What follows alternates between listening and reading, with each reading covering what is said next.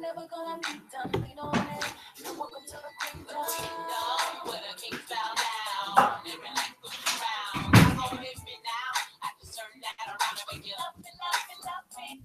Welcome, everybody, here to the Sports Talk Network channel. And tonight, specifically, welcome to the WWE Monday Night Raw review. Now, if I do leave abruptly or have to abruptly end this episode short, that's why here at the beginning we'll go through it pretty quickly and stuff, because my sister, 9 months, is water broke, and she may be having her child here tonight or tomorrow, who knows? But I'm on call, have my phone right next to me, in the ready. I'm ready to go to get the call and go there and see her. So, just in case, probably not, but just a fair warning, just in case that does happen. If I do have a moment of silence, or not moment of silence, but moment of radio silence here, that might be the reason. Taking a phone call, and then might have to then wrap up the episode quickly, and then go to the hospital and be there for her with her and such like that. But anyways, beyond that, let's talk about Monday Night Raw and what a Monday Night Raw it is. As I say, when you go into a big pay-per-view, the Big Four, or now I call Big Six, and you have usually then WWE has and books their shows pretty dang well. I mean, especially with Royal Rumble, WrestleMania being your top two, still here with Survivor Series, not SummerSlam, Survivor Series coming up. That certainly to be the case as well. So you start off Monday Night Raw. You have Kurt Angle in the middle of the ring apologizing to the WWE Monday Night Raw superstars, the talent that are there on the apron, and Stephanie McMahon comes out of the blue. Now, I should have known that she was coming. I should have known that she'd be coming at some point here on the road to Survivor Series because of Survivor Series. I have a part of it. She was last year with then Roger McFoley and everything. She want to be part of the spotlight in that sense. So having her come back is something that we all should have known, and I'm sure some did predict or say that to be the case, but I never have, obviously. You guys know that have been watching each and every week. But because I didn't think it would be happening now, and I thought it actually would be happening after Survivor Series, if not all the way to Royal Rumble time, like even that late. I know she technically made an appearance back when she was helping her father after Kevin Owens attacked him on SmackDown Live weeks ago, but now having her officially come back as Raw commissioner back to her duties in that way, even though for one night, because then she did leave in a limo right thereafter. But still, I'm here to confront Kurt Angle, the new and current Raw GM, and scolding him, castrating him in her way. She usually does. She's a great heel. But I was kind of worried as the segment was happening, she was cutting a promo, that she was going to fire Kurt Angle right there and then. And I'm like, no, I don't want that to happen, not just because of Kurt Angle, but because it wouldn't make sense to already have that happen now before Survivor Series even happens. Like if you have her come back now, which was again a surprise to me, and you have her issuing an ultimatum to Kurt Angle, if Raw doesn't win, then it's your butt that's gonna have to take it afterwards. Meaning probably be fired up to find a new Raw GM, which in the end she kind of did say. But in that sense, and having that be what you tell Kurt Angle there face to face, would make more sense to me than having her fire him right away, right? Because every time when we have the authority back, or we have Stephanie McMahon now in position in that way, and you knew at some point something was going to happen between her and McFoley. At some point it's going to happen between her and Kurt Angle, because obviously for one, those former superstars aren't going to be in that position forever. I'm sure they have things to do, and for Kurt Angle specifically, he might actually want to get back in the ring more matches. But the point being is, I didn't want that climax in any of the storyline already happening right away, right now, with her surprise return and having another bombshell happening. Yeah, that'd be good for talking heads like me and other people that talk Monday Night Raw or WWE in general each and every week, here on YouTube or otherwise, or on actual radio or television. That to be the thing that happens. Like, I wanted it actually to marinate and happen over time and not right away. And Seth freaking Rollins, Renee Golden, thank you for stopping by. Welcome to like the video, share the video, let people know about this channel. I'm only 3 subscribers away. Yes, that is 3. One of those 3. 3 subscribers away from 200. And after I get to 200, then I will be doing the live Q&A Then again, every video I do is live, so it's not as special as it would have been in the other sounds. But point being is that's what's going to happen. But still, back to Monday Night Raw. Here with the opening overall with Stephanie McMahon. I enjoyed it, sure. But like I said, I was kind of worried that that other thing was going to happen, being Kurt Angle being fired right then and now. But no, that did not happen. So McMahon did those skull angle and did say that Kurt Angle, you have a chance to prove it. To show if you do still got it. He's going to be the captain of the Raw team. So I think Angle's going to be in another match. He also was promoted for the UK tour for WWE, the Raw brand side, and SmackDown will be doing the same thing here in the next couple of weeks during this Road to Survivor Series. And he'll be wrestling there in a couple of matches, and he'll also just be there.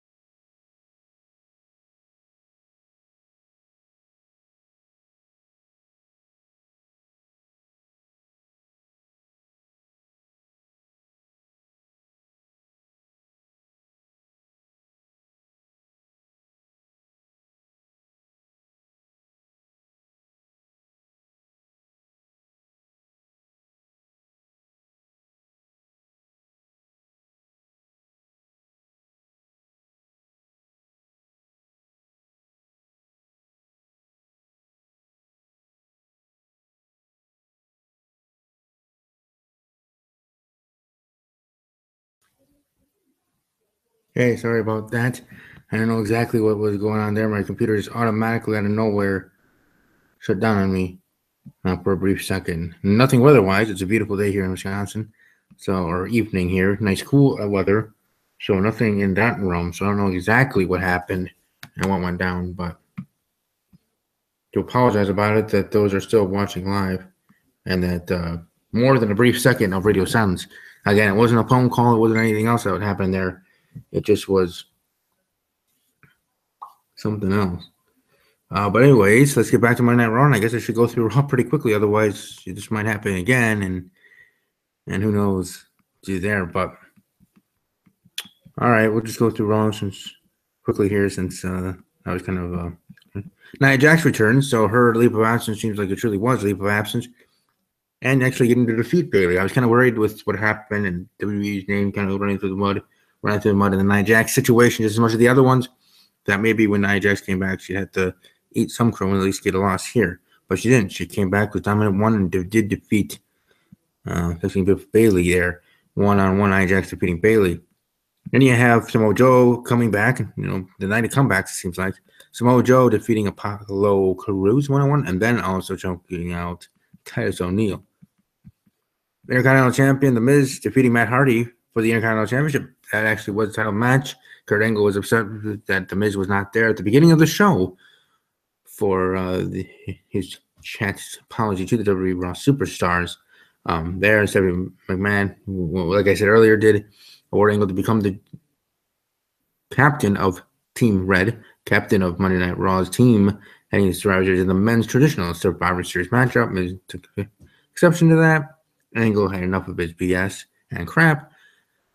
Kind of shut him up pretty quickly. Said, "Hey, you're gonna have a title match tonight." I don't even, he even said he doesn't want a person like him, like the Miz, on the team. But and then he put the title match against a mysterious opponent, and he just told the Miz, "You'll find out who your opponent is when you get in that ring. So go get dressed." And then he just said, "Go, go, go," and gave him that stare, like a parent gives to his kid, or her kid. Parent gives to the kid. Asuka defeats Stacey Colin, a local wrestler, and after defeating Emma twice and Emma then being fired, released, whatever, then why not have Asuka just beat jobbers?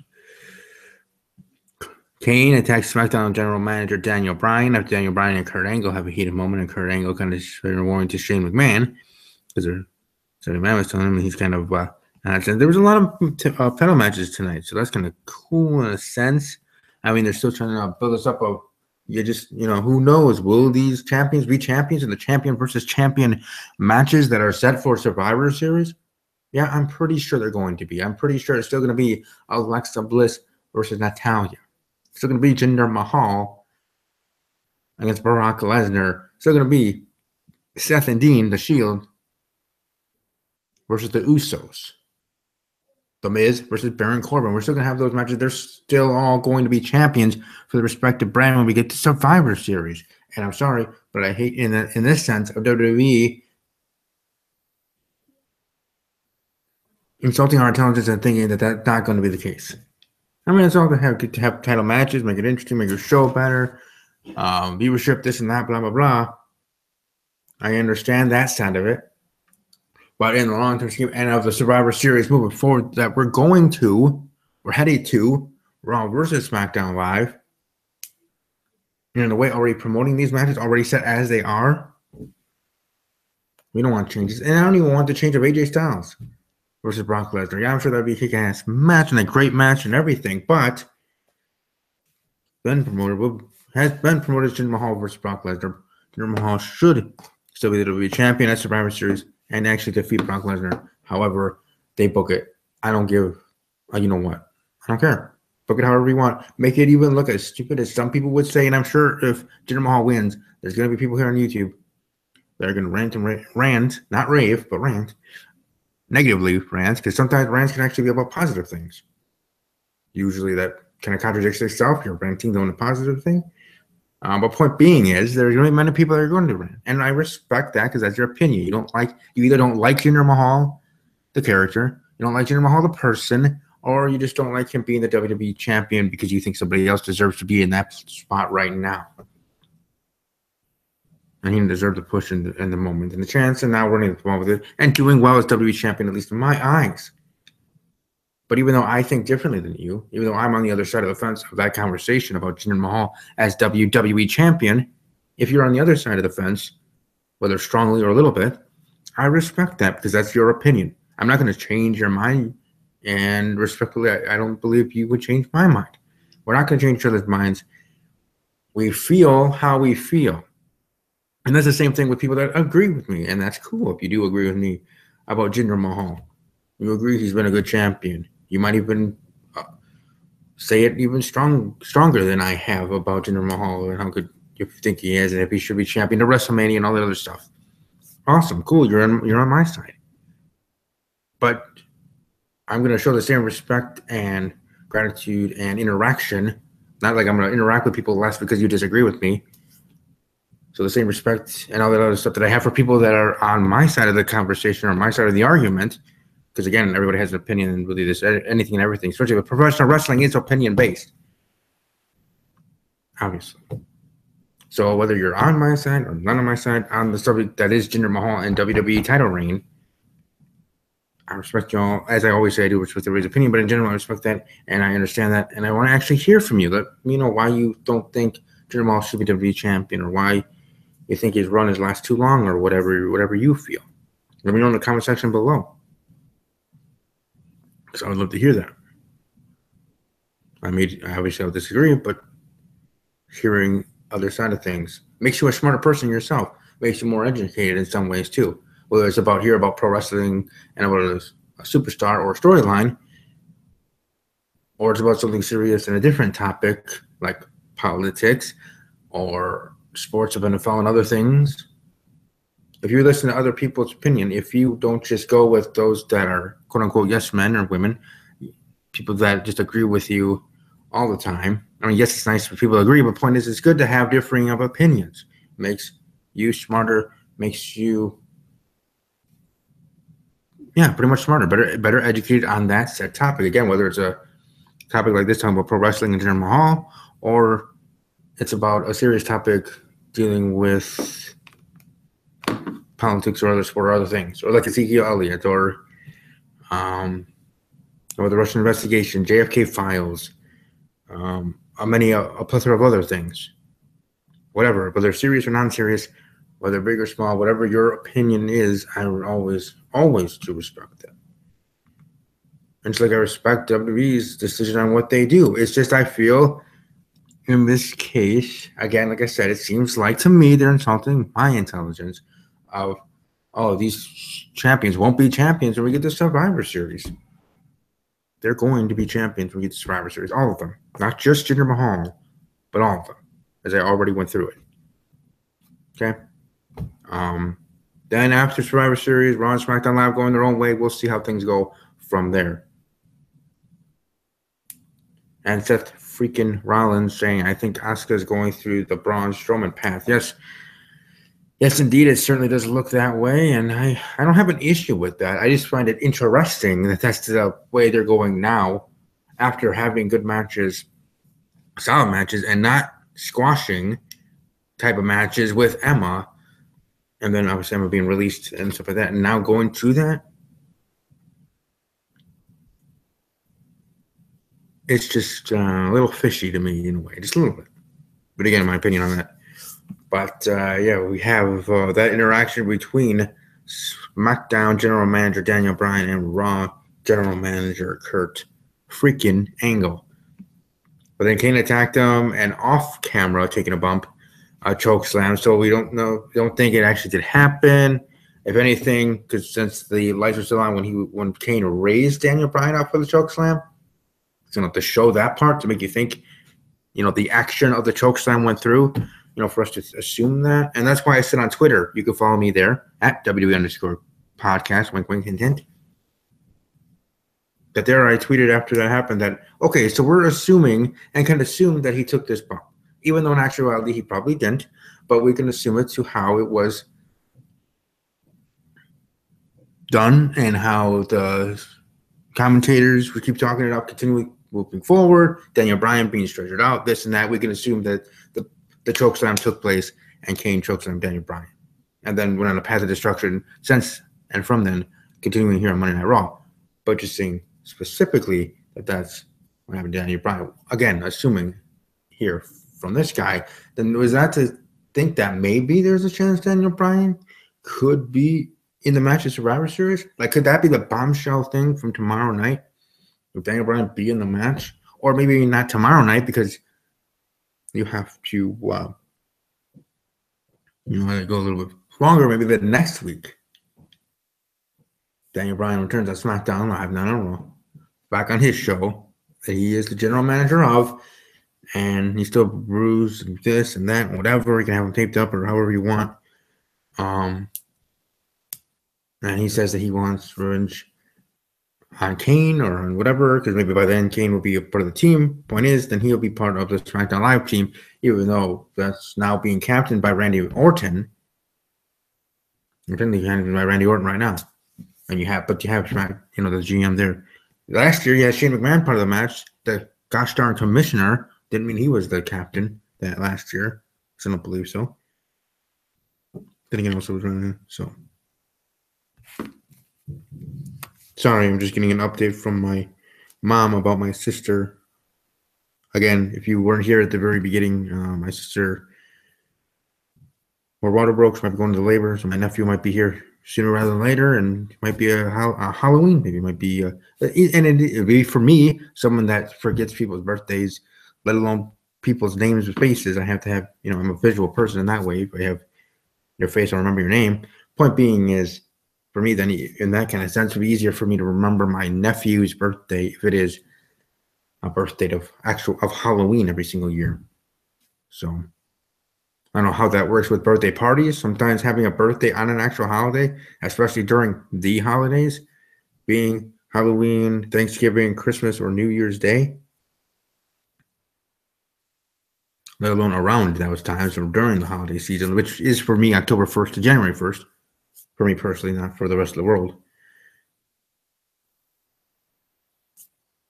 It's good and bad. But point being, back on Monday Night Raw, let's get back on topic. Yeah, the Halloween match was let's do it. What are you doing at home? I have to be home because my mom had wanted to be there since um, my sister's boyfriend's mom is there, but none of the siblings of Cody, of him or my sister, I guess, allowed to be there yet. I don't know. So that's why I'm home. I even asked if I could go, but I guess not. But anyways, let's move on. Actually, talk about Monday Night Raw. Continue to do so. Finn Balor defeating Cesaro, and Kane coming up there, continuing destruction, attacking Finn Balor, Tombstone Pile Driver, and moving from there. Kane then defeating Raw Tag Team Champion Seth Rollins. I like how Seth Rollins just come out there with the Shield, music, and with Dean. Then Kane destroying everybody. Tombstone Pile driving Dean Ambrose and Seth Rollins. Now Seth Rollins the one being in the match. Where's the Shield gear? And Dean Ambrose just wore the Shield T-shirt. So that was kind of interesting. I mean, yes, they're both not in the match. It's one-on-one with Kane and Seth Rollins, but I found that visually very interesting. I know not many people might care about that all in general, but I don't know, something I noticed, something I care, and we move forward from there. Next, we have the holiday Halloween match, the All Hallows Eve Trick or Street fight, which, hey, good to see excuse me, Heath Slater get a win there. Heath Slater and Rhino. I think the guy was a kind of honest, so I guess good for Heath Slater. Continue that momentum. Universal champions at some point, right? Jason Jordan attacking Elias and smashing his guitar. Okay, that was an okay segment, not too bad. Kalisto defeating Drew Gulak, but before the one-on-one match with Kalisto, Drew Gulak, man, that dude may be my bro. And him doing the Enzo stick in his, the white guy version of it. Beautiful. And it was great the last week. Can do now and keep going. Even now that Enzo seems like he has his voice back. WWE still letting Drew have a microphone, even though now it's a regular microphone for Drew, and Enzo back with his certified G microphone, so to speak. I really have enjoyed and keep enjoying Drew Gulak. Gulak for Cruiserweight Champion. Let's go, Drew. And then, like I said, you had the main event, Alexa Bliss battling Mickie James. And did Alexa Bliss turn into the Big Show or something? I don't mean by size, but having the knockout punch is the finishing move. That's how in the end she was. The match itself was pretty good, back and forth. I didn't think Mickie was going to be weird in the win. Like I said, I don't see any of the championships changing hands before Survivor Series. I think they all will still be WWE champions. Yeah, wondering how or Jay Thomas here, so I wonder how they're going to connect Miz, Strowman, and Kane. You know how they can do that. They can put them all in a team, part of the team for Team Raw. Even though Kurt Angle did say he didn't want a person like Miz on the team, but still. And this is like you have the Miz, Strowman, and Kane there, and then you have Infinity there, and SmackDown Live wins, and then the next night on Raw, Stephanie McMahon fires. You're fired. To Kurt Angle, hear those beautiful words from beautiful Stephanie McMahon. And go from there. And even though Kurt Angle no longer Raw GM, maybe next week then he comes back as Kurt Angle, WWE superstar. Bada boom, that'd be kind of cool. It'd be kind of cool to have Kurt Angle in more matches, not just these one-offs. And if anything, like we thought before, because you didn't know if he was going to be cleared by WWE doctors. You never know with them. Let alone he would get one match with Triple H at the WrestleMania, which I hope to attend. Yes, I do have a GoFundMe page now. Hope to find that. Just go on GoFundMe. Search WrestleMania 34 first ever event. There, welcome to donate $1, whatever, to help my campaign to attend WrestleMania. Just wanted to share that. I hope Big Cass rocks Enzo's world. Yeah, I did also see on Twitter though, Big Cass, he's still recovering from injury, is going to be at the New York Jets game in November against the Buffalo Bills in that matchup on Thursday night. This next Thursday coming up. So only a couple of days, he's going to be at that football game, the Jets versus the Bills. Bills playing pretty good. The Jets actually playing. So it's certainly going to be interesting. Cool to have a big cast there. Also, the releases of Emma, Summer Rae, Darren Young. I'll be talking about that on Thursday with my teammates, hopefully with my guys there as well. But Yeah, it pretty much was Monday Night Raw. I don't think I missed anything from the show. If you're still here to talk in the chat, let me know if I did. But I think I touched on everything. We did see a lot of returns. Bo Dallas is back. JoJo's back. Samoa Joe. Nia Jax. Just one man missing, and that's, well, Braun Strowman also back, but now we just need to wait for Roman Reigns when he makes his return. Yeah, Emma Gallagher and Summer Rae, and Summer Rae was awesome. She was my bae in a way.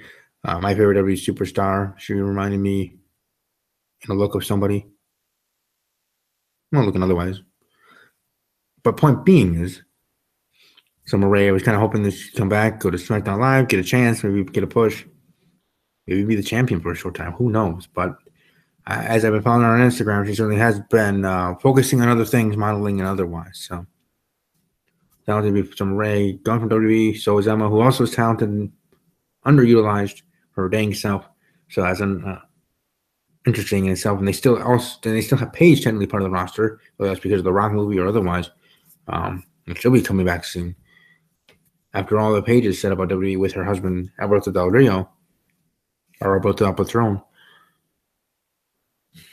That's interesting. And I agree with Jay Thomas there. But like I said, that's pretty much it for Monday Night Raw. Thoughts on it? Thanks to everybody watching live, and those who will be watching archive, welcome to like the video, share the video to others. And of course, if you're not subscribed yet, you're welcome to do so as well. Above all else, as always, take care. I'm never gonna be done, lean on it. Now welcome to the kingdom.